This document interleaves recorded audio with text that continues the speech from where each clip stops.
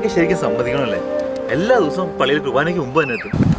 ഓ വേറെ പണിയൊന്നും കാണില്ല, നമുക്കാണ് 100 കൂട്ടം പണിയുണ്ട്. എടാ നീ നാളെ ടെന്നീസ് പ്രാക്ടീസ് കാണില്ലേ?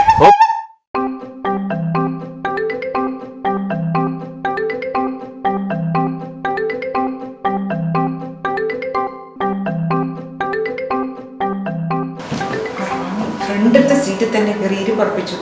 ഇത്രയും കഷ്ടപ്പെട്ട് ഞാനെടുത്ത സാരി 10 പേരെ കാണിക്കാൻ കിട്ടിയ ചാൻസ് പോയി കിട്ടി. അവളുടെ ഒരു ഒടുക്കത്തെ ചിരി.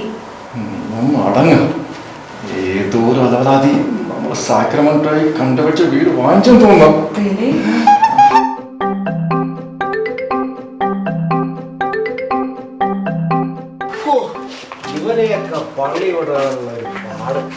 ശരിയാ.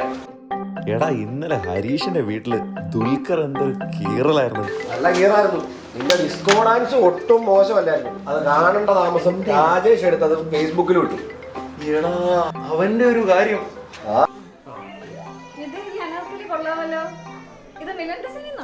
അല്ലല്ല, ഇത് കഴിഞ്ഞ പള്ളിപ്പെരുന്നാളിന് ഇച്ചായ ലേലത്തിന് വാങ്ങി തന്നതാ. ഈ മാലയും കൊള്ളാം. ഇത് ഇടിമണിക്കല്.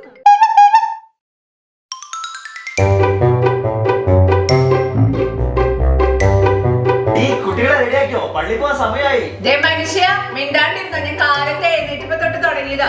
ചോറ് വെച്ചു, കറി വെച്ചു, പിള്ളേർ റെഡിയാക്കി. നിങ്ങൾ എന്താ ചെയ്ത? ആ ഫോണിൽ കുത്തി അവിടെ ഇരുന്നോ? അതൊന്നും എടുത്തു വെക്കുന്നുണ്ടോ നിങ്ങള്? അതെല്ലാം പോട്ടെ, ആ ഡേവിസന്റെ വീഡിയോ കണ്ടോ നീ? അതെല്ലാം നല്ല ഭംഗിയായിട്ടുണ്ട് കേട്ടോ. നിങ്ങൾ ഇപ്പോഴും ഇതിൽ നോക്കി കുത്തിക്കൊണ്ടിരിക്കുകയാണോ? ഇതുവരെ റെഡി ആയില്ല. ഞാൻ റെഡിയാണ്. ഞാൻ പെട്ടെന്ന് റെഡിയാവുന്നു. പിള്ളേരെ നിങ്ങൾ റെഡിയായി, നമുക്ക് പോകണ്ടേ? വഴി പോ, നേരെ ഇതിനു മുമ്പ് എത്തണ്ടാ.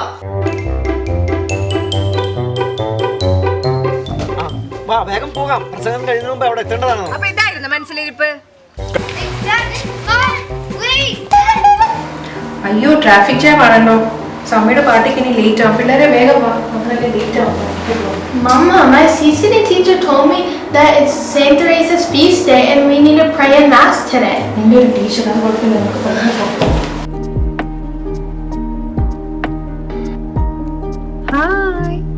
റാണി എങ്ങോട്ടേ പാഞ്ഞു പോകുന്നേ? കൊച്ചിന് സുഖമില്ലാന്ന് ഞങ്ങൾ വീട്ടിൽ പോവാ.